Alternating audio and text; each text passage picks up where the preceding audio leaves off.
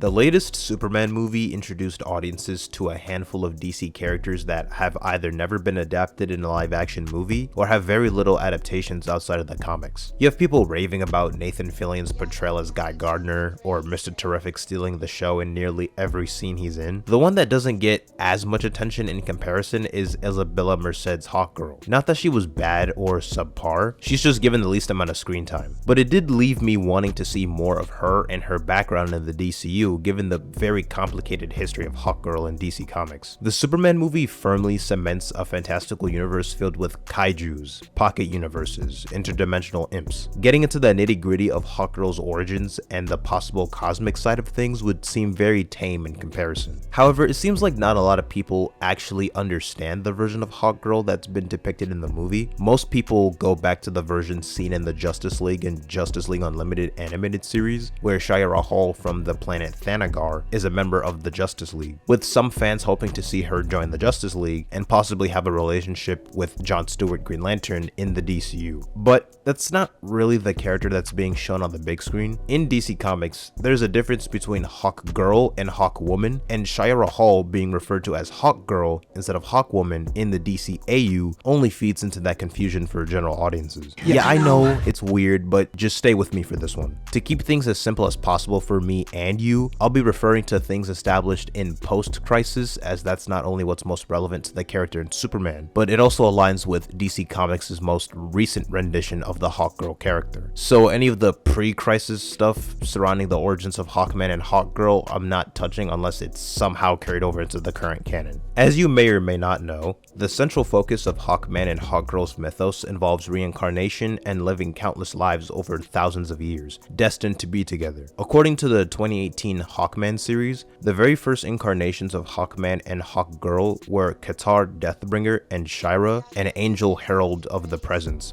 DC's version of God. Qatar Deathbringer served an ancient force of evil called the Lord Beyond the Void, who wanted to rule the universe, and was part of an ancient race of cosmic conquerors led by the Lord Beyond the Void, called the Deathbringers, to which Qatar was their general. As time went on and the Deathbringers killed countless innocents across a multitude of planets, Qatar would start to feel resentment and shame over his actions. His change of heart would compel him to free the Thanagarians the Deathbringers captured and attempt to destroy the Lord Beyond the Void. After his death, Qatar was offered the chance to redeem himself by being reincarnated for eternity across time and space, saving as many lives as he had taken. As an angel serving the presence, Shira was scolded for disobeying by interfering, allowing herself to be seen by Qatar during his rampage across the universe, claiming she sensed some goodness in him and inspiring him to become good. As a result of her actions, the presence casted her out and forced her to live the same fate as Qatar, to reincarnate across space and time alongside him. Most iterations of the Hawkman Hawkgirl origin prior to the most recent Hawkman series have it date back to ancient Egypt, where two lovers, Prince Khufu and Shayara of the 15th dynasty, would be reincarnated from that point onward. They were exposed to an element called nth metal, discovered in the wreckage of a Thanagarian scout ship, before both were stabbed and killed by a sorcerer. Their exposure to nth metal would cause them to reincarnate again and again, with sometimes remembering their previous lives. The 1940s in DC's canonical timeline brings the reincarnation of Hawkman via Carter Hall, a human archaeologist who became a founding member of the Justice Society of America. Around that same time, Shayara was reincarnated as Kendra Saunders, who became Carter Hall's wife and the original Hawkgirl, a member of the JSA alongside Hawkman. The current continuity Hawkgirl is Kendra Saunders, who was first introduced in 1999's JSA Secret Files, where she was stated to be the grandniece of the original Hawkgirl, Shira Saunders, becoming the next person in the reincarnation cycle after the original Hawkgirl died. Kendra was orphaned at a very young age after her parents were murdered, and spent much of her younger years in youth facilities. After a suicide attempt at age 17, she was rushed to the hospital by her grandfather, to which she was pronounced dead, only to be brought back thanks to the soul of Shira Saunders transmigrating into Kendra's body, later recalling the memories of Shira and her previous reincarnations over the centuries. This created a polarizing dynamic between her and Carter Hall Hawkman, as he proclaimed they were destined to be together due to their long history of reincarnation, while Kendra was far less enthusiastic about embracing said destiny. The first major team she was a part of was the JSA, after the team was reformed with new and old members such as Alan Scott, Starman,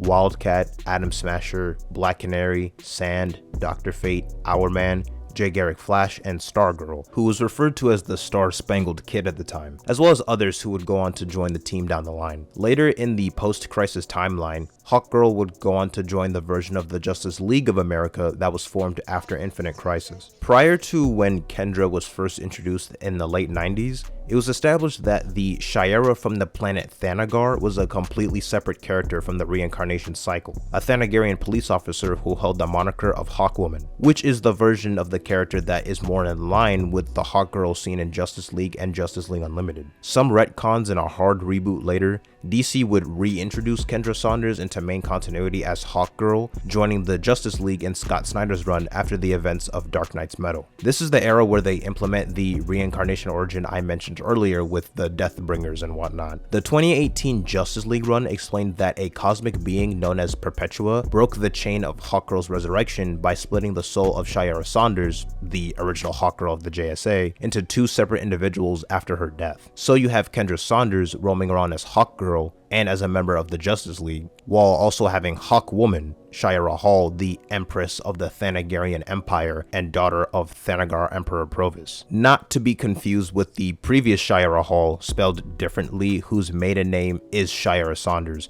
the original Hawkgirl and wife of Carter Hall in the 1940s. Then there's also the fact that Shiera Hall, the Thanagarian, was married to a previous incarnation of Hawkman named Carter Hall, spelled with a K, before he died and was reincarnated as Carter Hall, the human archaeologist. I remember when the casting announcement for Hawkgirl in the Superman movie first started making the rounds, and you had some people going, "Man, I can't believe they race swapped another redhead," referring to the fact that the Hawkgirl from the DCAU wasn't being represented exactly in the DCU.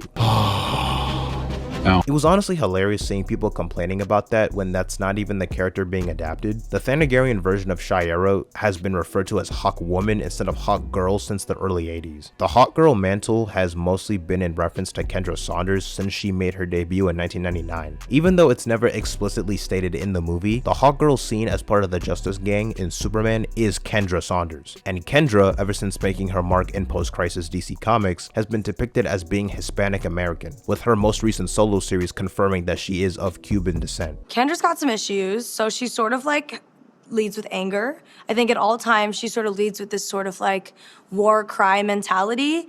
She lets out a war cry every time she's about to strike. I mean, she's like not even scared to be not even scared enough to be stealthy. Like she just yells and she's like, "I'm here and I'm everywhere." My character in particular, Kendra, she actually has Latin heritage, so she is Hispanic, and I thought that was really cool that, you know, they stayed true to that in that sense, because, you know, not something you see very often, especially not mentioned in the comic books like that. This is just me trying to pick a consistent through line on how the different Hawks all fit together in the same continuity, mainly to hone in on how Kendra Saunders and Shiera Hall are separate characters. There have been so many retcons and explanations on the different versions of Hawkman and Hawkgirl, and if I tried to explain or understand all of it, we'd be here all day. With the pre-crisis stuff, 0 Hour combining multiple Hawkmen, Hawkgirl's soul swap after Blackest Night and the White Lanterns, best not to get into that. Not this time. Maybe some other time. Not much is known about Kendra in the DCU and what aspects of her lore are kept intact or what's been altered for the sake of simplicity. I'd imagine there might have been a previous version of the character during World War II, thanks to the JSA's confirmed existence, or at least the confirmed existence of a few characters typically aligned with that team. Whenever her origins get explored in a future project, if at all, it'll probably involve the reincarnation side of things, as that has been a staple of the Hawkman and Hawkgirl mythos. Regardless if they ever establish that her previous incarnations are Thanagarian or if Kendra uses nth metal to gain supernatural abilities. No shot they'd want to confuse audiences by trying to establish two different Hawkgirls roaming around in the universe simultaneously with similar backgrounds, but that's the beauty of adaptations. They can take what works and disregard what doesn't to craft something that most casual audiences can enjoy.